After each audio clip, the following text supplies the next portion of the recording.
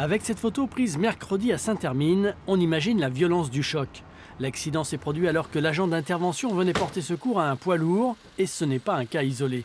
Sur le réseau Vinci, il y en a eu 40 depuis le début de l'année. Pour Daniel, agent de sécurité depuis 19 ans, pas question de se laisser gagner par la peur, il faut se préparer au danger. On est appelé par le PC quand il y a un accident. Donc déjà, l'adrénaline monte un peu, donc on est concentré quand même quand on part sur autoroute. Surveiller le trafic, entretenir le réseau, c'est le quotidien de cet ouvrier autoroutier. Dans l'Ouest, ils sont 18 formés à intervenir H24 avec des astreintes régulières la nuit. Alors là, je m'arrête parce qu'il y a un objet à ramasser. Vous voyez, je m'arrête dans le refuge. Voilà. Et là, j'ai mis ralentir obstacle.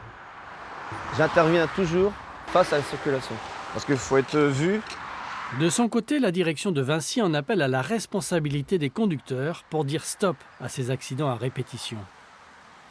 Dès les premiers symptômes, j'ai la nuque qui commence à avoir la tête qui tombe, j'ai des picotements dans les yeux, je commence à bouger dans tous les sens, je m'arrête. Je m'arrête tout de suite sur une aire de service. Ça, c'est le réflexe qu'il faudrait que tout le monde puisse avoir.